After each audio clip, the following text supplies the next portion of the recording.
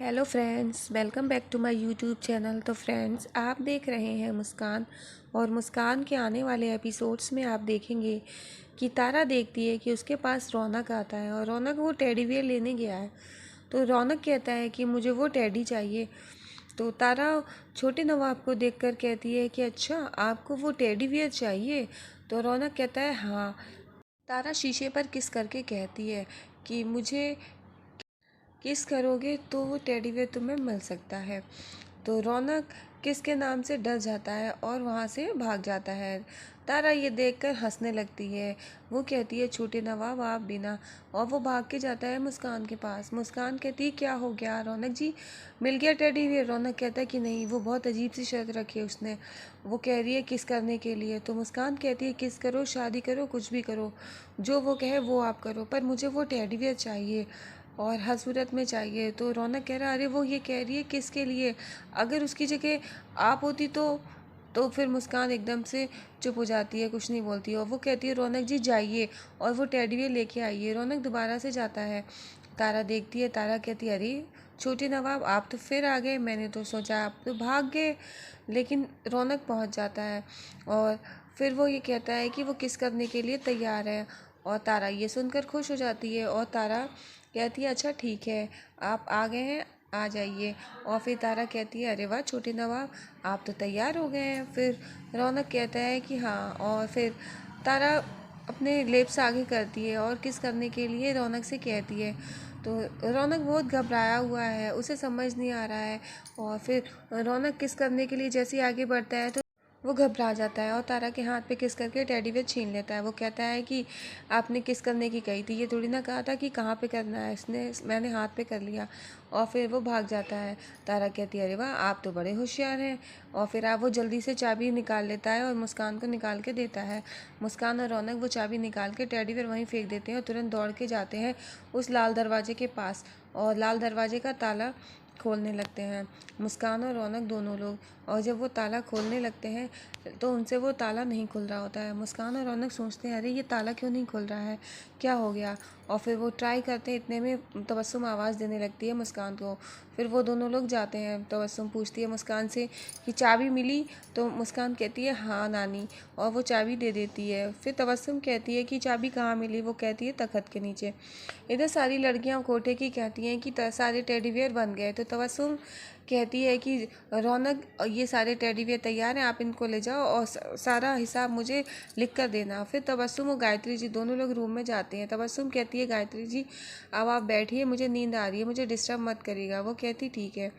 थोड़ी देर के बाद आप देखेंगे इधर कि रौनक और मुस्कान दोनों लोग बर्तन धो रहे होते हैं और रौनक और मुस्कान का कहीं मन नहीं लगता। वो उस लाल दरवाजे के बारे में सोच रहे होते हैं कि कैसे उसे खोलें।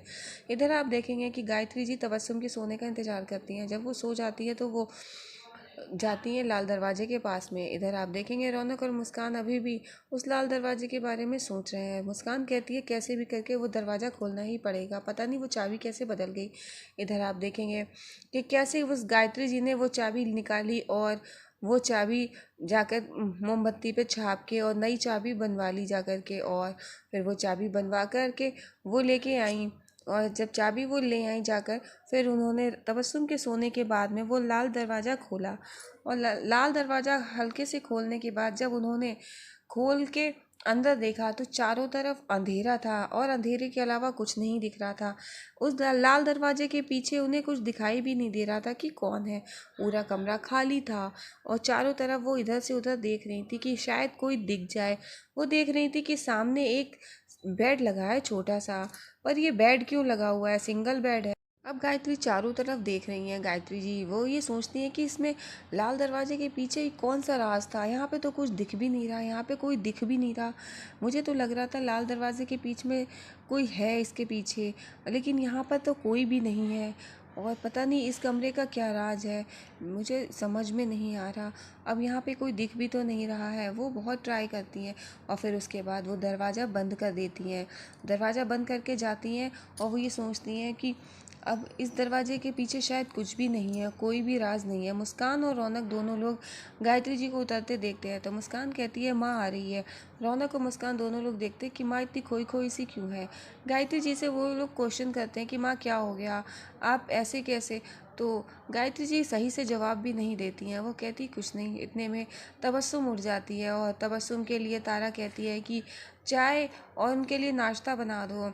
और आप देखेंगे गायत्री जी मुस्कान से कहती हैं कि तुम चाय बनाओ और मैं जाती हूँ तब तक तबस्सुम के पास में, तबस्सुम बुला रही होगी।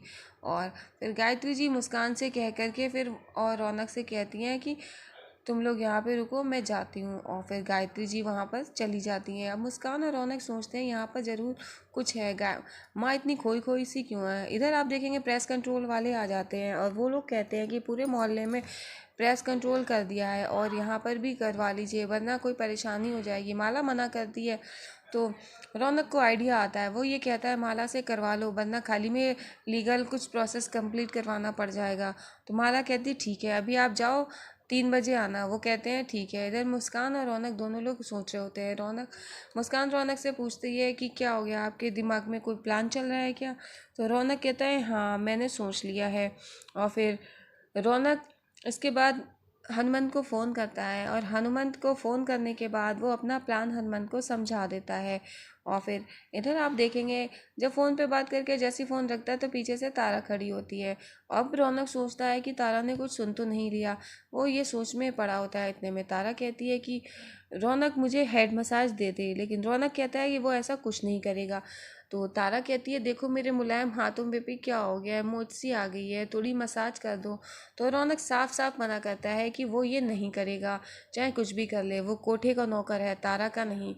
तारा कहती है तुम्हें तो करना पड़ेगा और इसके लिए चाहे मुझे यहाँ कोठे पर ही पार्लर क्यों ना खुलवाना पड़ जाए, और क्योंकि तुम कोठे के नौकर हो तो मुझे कोठे पे पार्लर खुलवाना पड़ेगा और मैं ये ज़रूर करूँगी। तो तारा मुस्कान से कहती है कि जल्दी यहाँ पर एक पार्लर का इंतज़ाम करो और मुझे मसाज करवानी है, पार्लर खोलते ही मुझे बताना। और तारा कहती है रौनक से मसाज तो मैं करवा के ही रहूँगी। और वो चली जाती है और बैठ जाती है जा कर के। इधर आप देखेंगे कि फिर पार्लर के खुलते ही वहाँ पे आ जाती है तारा और बैठती है। वो रौनक से कहती है मसाज के लिए, वो ये कहती मैनीक्योर पेडिक्योर और हेड मसाज। तो रौनक को गुस्सा आ जाता है। रौनक कहता है चाहे कुछ भी हो जाए हम कोई मसाज नहीं देने वाले, हम कुछ भी नहीं, हम तुम्हें हाथ भी नहीं लगाएंगे। तो तारा को गुस्सा आता है। तारा कहती है कि हम अपने टियार साहब से कह देंगे। तो रौनक कहता है गुस्सा करते हुए तारा की तरफ, वो कहता है चाहे अपने टियार साहब से कह दो, सर जी से कह दो, चाहे किसी से कह दो, चाहे कर्जा बढ़वा दो, चाहे कुछ भी कर लो, हम कुछ नहीं करने वाले हैं। और रौनक के इस बिहेवियर से तारा डर जाती है और कुछ नहीं बोलती है। रौनक के धमकाने से एकदम वो सहम जाती है। और फिर मुस्कान रौनक को समझाती है कि हमें ये करना ही पड़ेगा, और क्योंकि हम तारा से लड़ाई नहीं लड़ सकते, उससे पहले हमें लाल दरवाजे का राज पता चल जाए, उसके बाद ही हम किसी से कुछ कह सकते हैं। और फिर इधर आप देखेंगे कि